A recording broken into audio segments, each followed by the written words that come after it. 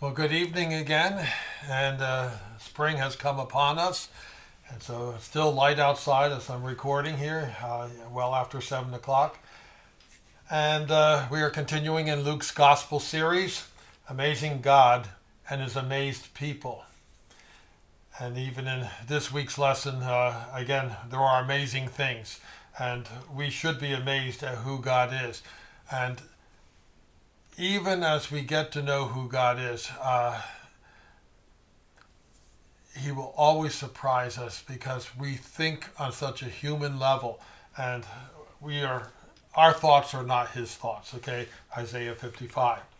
Well, the title this week is Power and Authority on Display, and we're looking at Luke chapter 8, verses 22 through 39, which is the not the end of the chapter yet, but Luke 29 through 22 to 39, and it's going to be two incidences: stilling the winds and the waves on the water, and then arriving at on the other side of the Lake of Galilee, where he's going to meet the demoniac man, the man in the caves, and these two accounts are actually together both in Matthew's Gospel and in Mark's Gospel, and likewise here in Luke.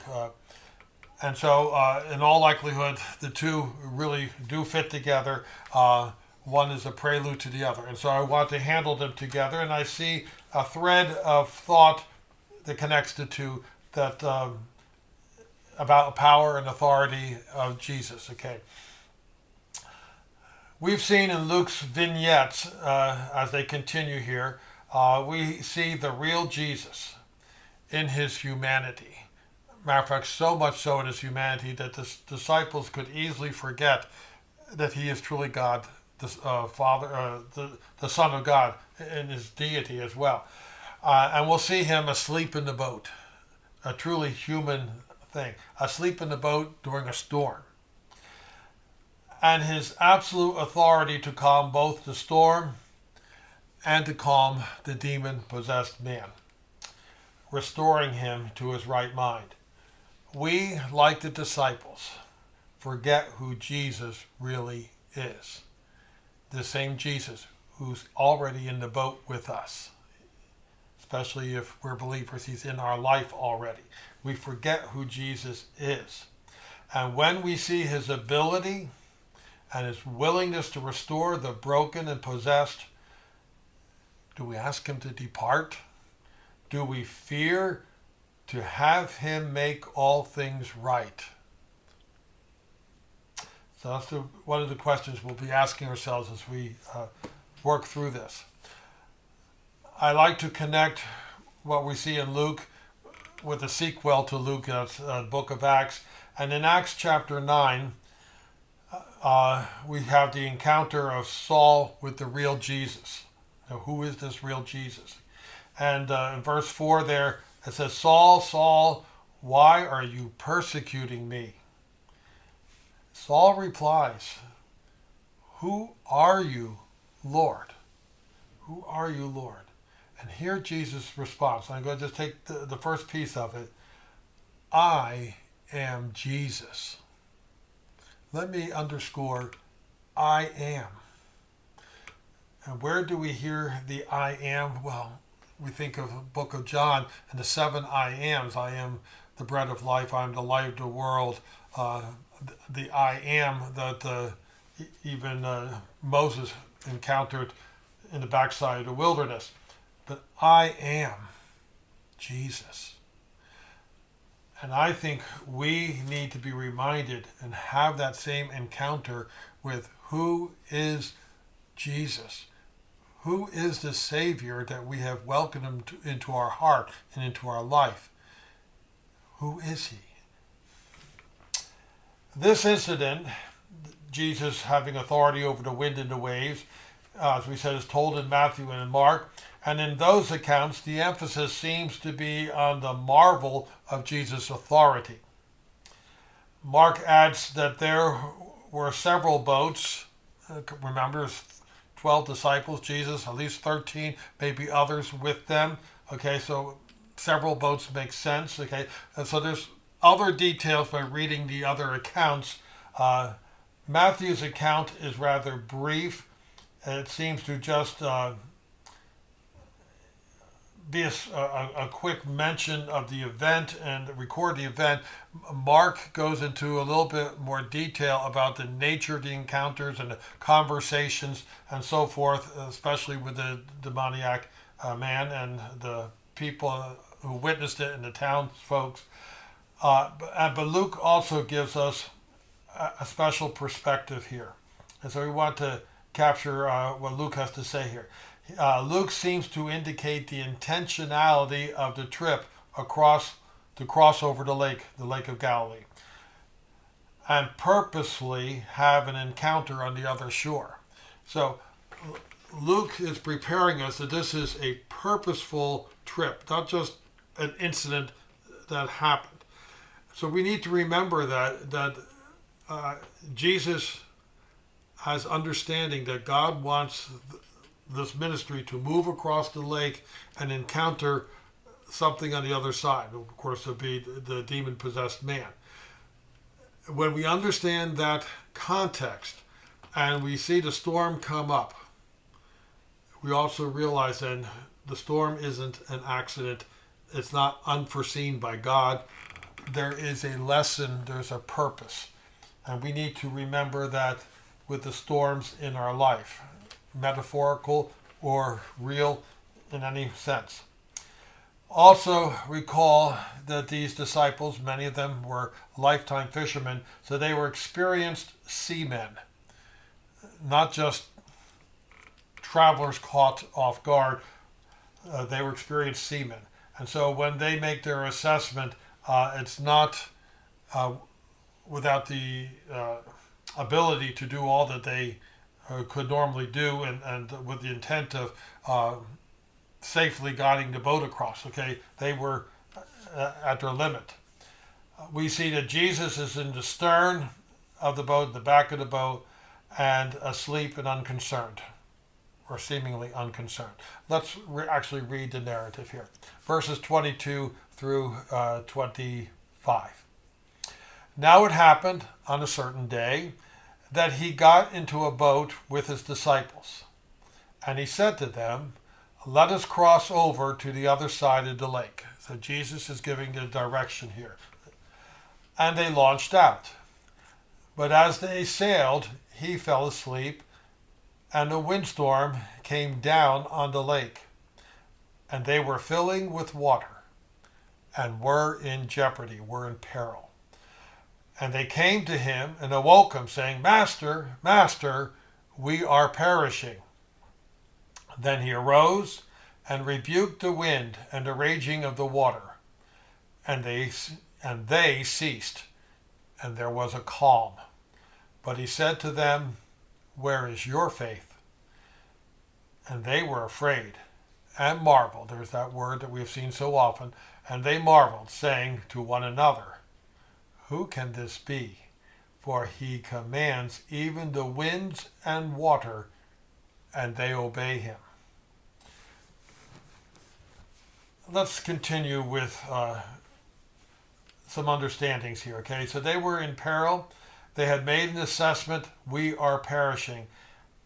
And they go to inform Jesus. In other words, we get the expectation that Jesus wasn't part of the navigating on a regular basis, and it was understood that he might sit back, lie down. I'm not sure how big these boats were, how evident it would have been to him that there was a storm if he was just sort of rocking away in a sort of secluded part underneath. I'm not sure if the boat is like a modern yacht or what size. But Jesus is brought into the picture here to bear on the situation. I'm not sure if they were approaching him in a quest for help, to, man a bucket, help bail us out or whatever, or help hold the sail or whatever it would have been, or they were just informing Jesus because everyone on board needed to know what may lie ahead here. Okay, what the danger was.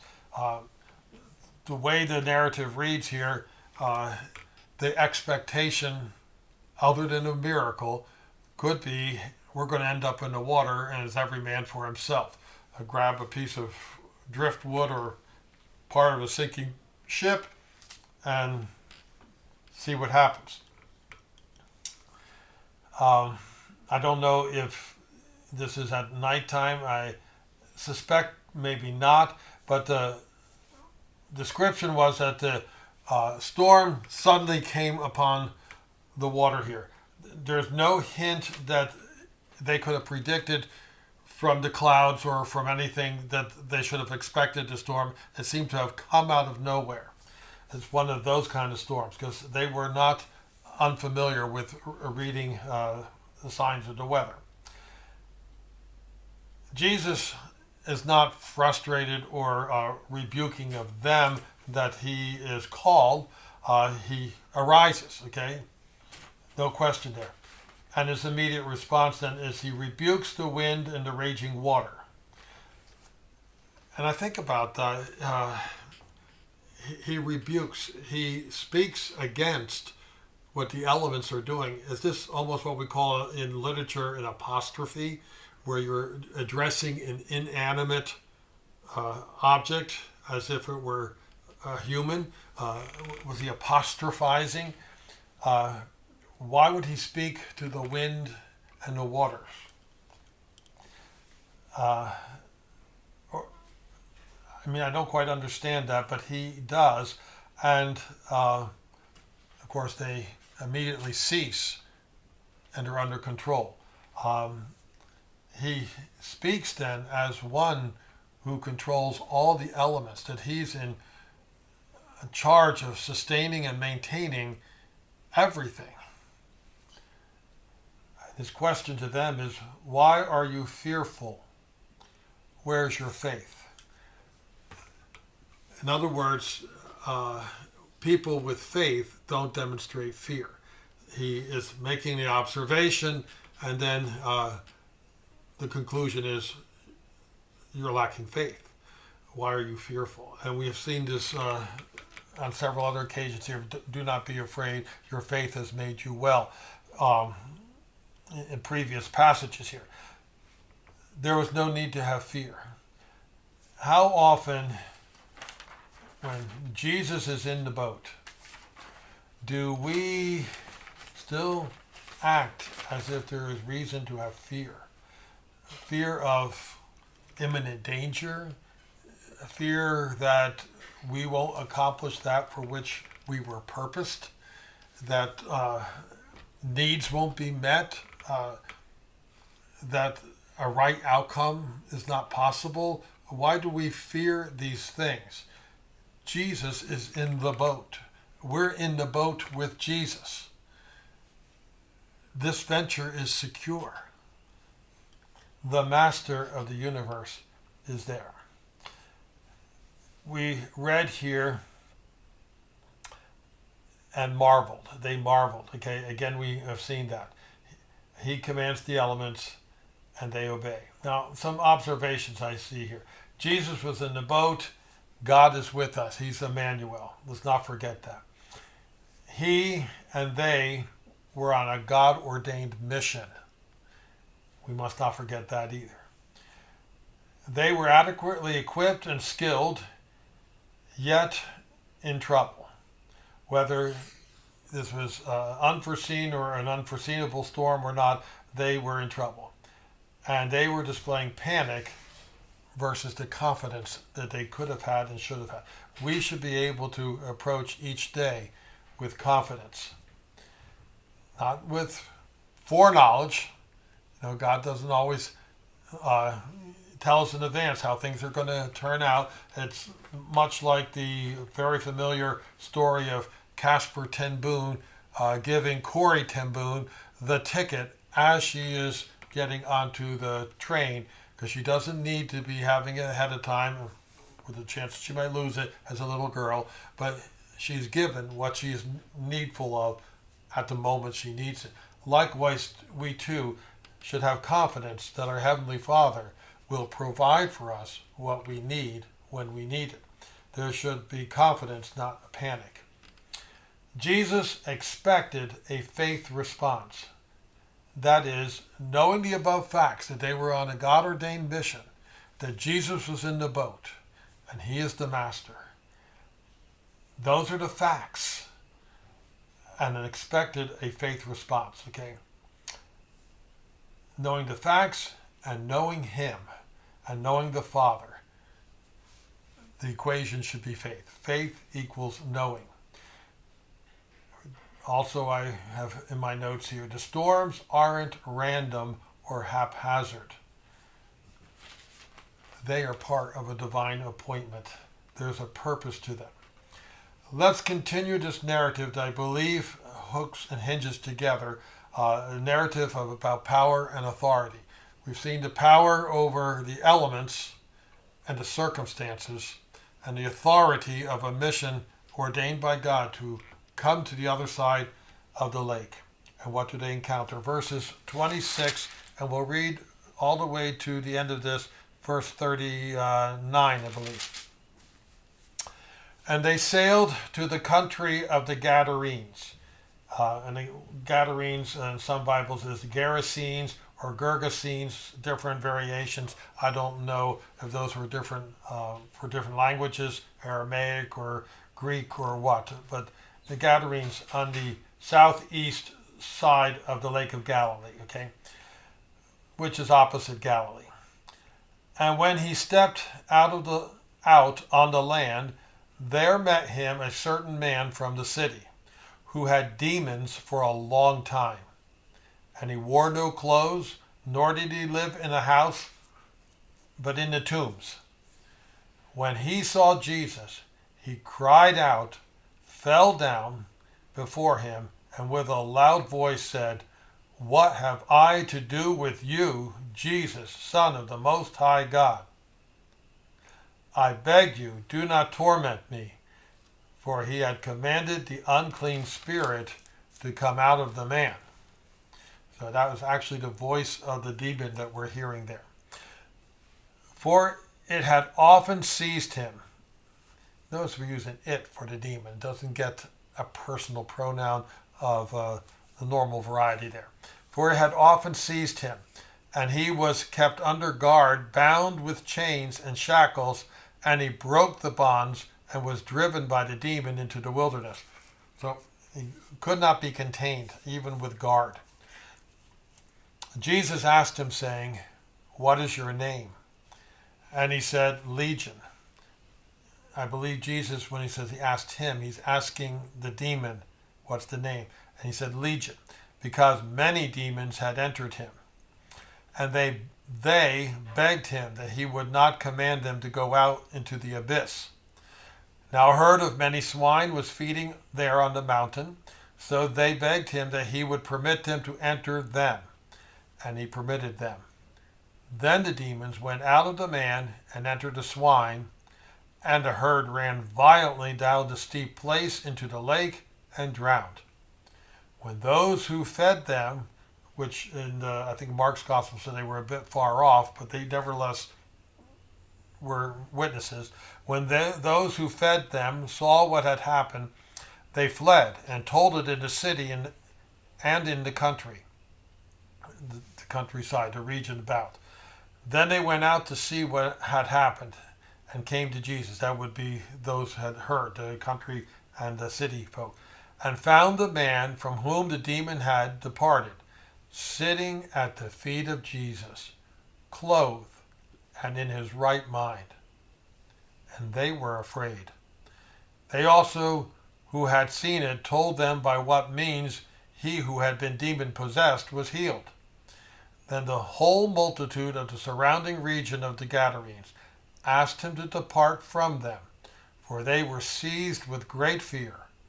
And he got into the boat and returned. Now the man from whom the demons had departed begged him that he might be with him, with Jesus. But Jesus sent him away, saying, Return to your own house and tell what great things God has done for you." And he went his way and proclaimed throughout the whole city what great things Jesus had done for him. There is so much in this passage. It is rich with descriptions and thoughts. We need to pull this apart a bit. Okay. So this was a Gentile region. That's the swine indicate that. That would not be in the Jewish cuisine. The Gospel of Matthew mentions that there were two men that approached. There were two demon-possessed men. And I don't know quite what to make of it. I'm fairly certain we're talking about the same incident, but it is a detail that seems to be in conflict. And the one thing I can offer is that even as Jesus carries on the conversation with the man, he's first conversing with the demon and asks him who he is, and then we are told it's not one but many, it's legion, which could be quite a conglomeration of demons. Is it possible that it's like two men, the actual man and the possession by the demon, that is best described as two men coming, two voices coming to encounter Jesus? I don't know. In Mark, we get the description that he comes from afar. And the falling down that Luke mentions is called worshiping, because that's what worshiping is, to fall down, to prostrate oneself before Jesus. We are told that he's not in a house. That he's no longer in a community and a family. He's not in any civilized situation anymore. He's in the tombs. Remember, the tombs would be where the dead were, so that would be an unclean place, totally off the grid for any Jewish person. And they would whitewash sepulchres so you wouldn't accidentally walk into the area of a tomb. Night and day, he's out there, and he's described as exceedingly fierce. He was a legend, if you will, someone to fear, to avoid, okay? And he's well known in the region as one to stay away from. He has no clothes on, okay? Totally not any civilized behavior, not anything recognizable as compatible with human expectation. Look at the damage to the man's mind and soul and spirit that the demons had inflicted. I'm told that the demons had been there a long time. And even when he was kept under guard and shackled, that he could easily break that, or the possession by the demons, the empowerment by the demons would break that, send the guard fleeing, and he would be off to the wilderness. We also see here that the demons recognized the authority of Jesus and identified as many. They begged not to be sent to the abyss, and the abyss, as we see in Revelation, would be like a prison for the demons, for the evil spirits, which would not allow them any freedom to roam and have mischief. And it was not their time for that judgment yet. So Jesus does permit them to leave but not be sent to the abyss, although it's clear that Jesus had the authority to do that as well. Some things I would ask here. What opened the door to the demonic possession in the first place, and such a terrible demonic possession? Not just a hint of it, but to be possessed and over-possessed by legion. We see that in this particular case, it gave him the ability to be superhuman in strength. And one may wonder, in his previous existence or earlier existence, was there a desire for strength? And why would there be a desire for strength? Could I speculate, can we speculate, that problems of inferiority, or that he had been bullied and he wanted to have control. And so he has opened himself to what evil spirits can allow in that area. Um, I'm just speculating, I'm just guessing, and it doesn't matter what the real answer is here, we must be aware demon possession is ongoing. They have not been sent to the abyss for eternal judgment yet, at least not all, only certain of the demonic angels spoken of back in Genesis chapter 5 and in Jude. But we have to open the door. We have to give permission for our mind to be possessed. Even to give permission for God, for Jesus to enter in. He does not force his way in. He has given us authority of free agency. And God does not violate the rules that he has set up from the very beginning. When he gives free will, it is free will, and he doesn't rescind that. So likewise here, the door needs to be opened for demonic possession.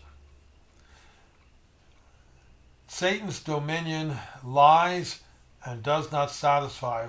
Whatever the man had hoped to gain by demonic possession, look at the outcome. Look how awful his condition had become.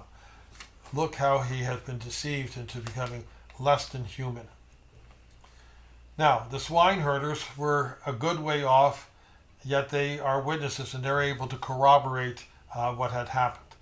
They're near the mountain, and the swine end up going to the sea. Jesus permitted the demons to enter the swine, but Jesus is not necessarily responsible for the death of the swine. That was the working of the demons. And that was quite a destruction. A herd of 2,000. My footnotes say here that may have been worth, in today's dollars, $250,000, $250,000. And I wonder if we're given that picture here as sort of a object to understand the value of the demon-possessed man. What a great loss it was for him to have such a disturbed soul and to not be in the right mind and to lose his humanity. And so we see a picture of the great loss.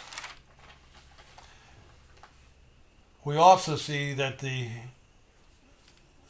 pig herders, whatever you call them, and the people of the town who would benefit or were the market for that swine industry, the hog industry, seem to care more about the loss of income than the man. And that's quite a condemnation on their part for them. Let me read again, though. I think it was my favorite part here. They have asked Jesus to depart. They had great fear. But now the man from whom the demons had departed. No, excuse me. Let me back up here a second. They went out to see what had happened, and they came to Jesus and found the man from whom the demons had departed, verse 35, sitting at the feet of Jesus, clothed and in his right mind.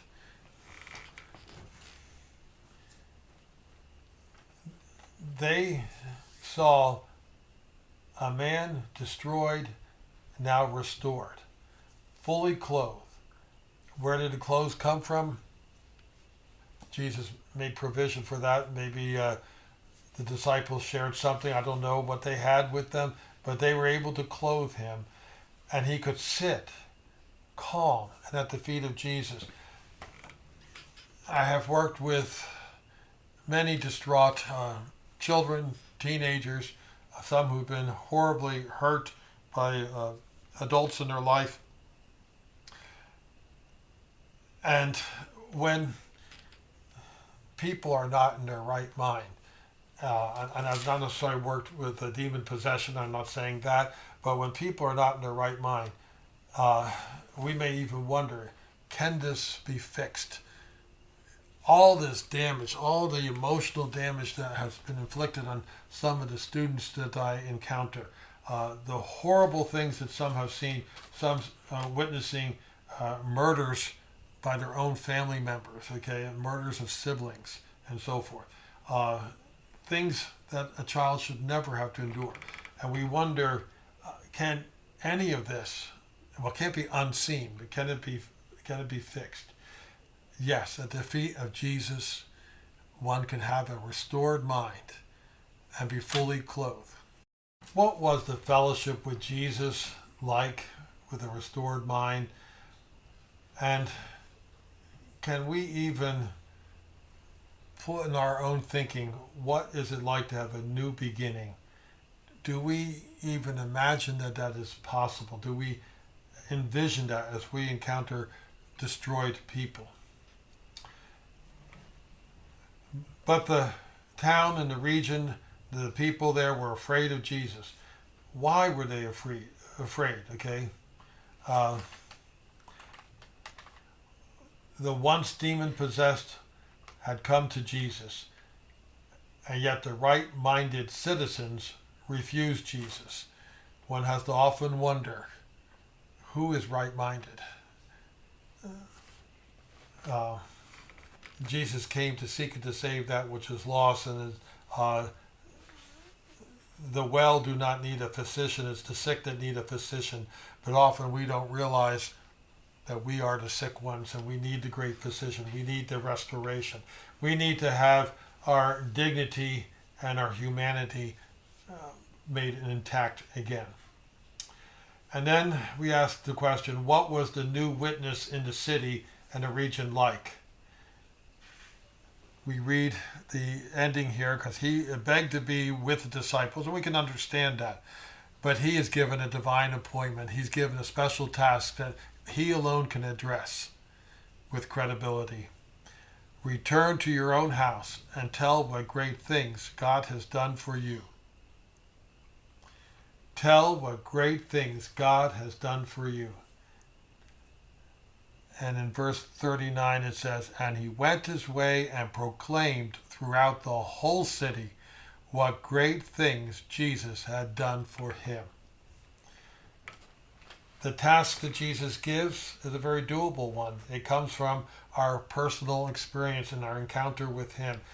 Once we get to be restored and sitting at his feet, we have a story to tell with credibility. I ask the following questions here as for application. What lifestyles and bondages do we implicitly support? Just as the townspeople were more willing to let his condition stay in demon possession rather than lose their livelihood with the swine.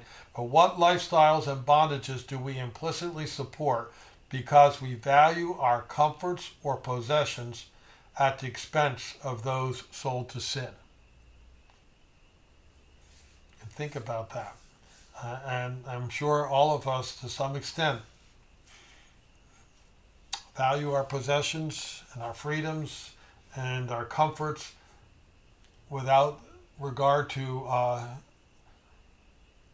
there people who are unable to get free because we need to have what we need to have. The possessed one opened the door and also had to come to Jesus. So he had opened the door somehow in his life. And we need to recognize that that is always the case for demon possession or even oppression. And we have to watch what doors are we opening. Even what do we allow to stream into our consciousness through media in any form? What are we opening the door to? What cultural practices do we allow passively that can bring in great harm? And then likewise, he had to come to Jesus. He had to allow Jesus to show his authority in him and his power. But are we ready to rejoice with the angels in heaven over the lost sinner who has come to repentance? Is that where our heart is? That we see that value above all else? Third application question I raise here. Are we surprised that the Jesus in our boat can handle the storm? He can bring the calm and get us to the right shore and keep us in a right mind. Is that the expectation that we have of Jesus every day? Fourthly, his power and authority are on clear display. Do we marvel at it and worship him? And then lastly, my favorite question, what great things would we list and tell others about freely?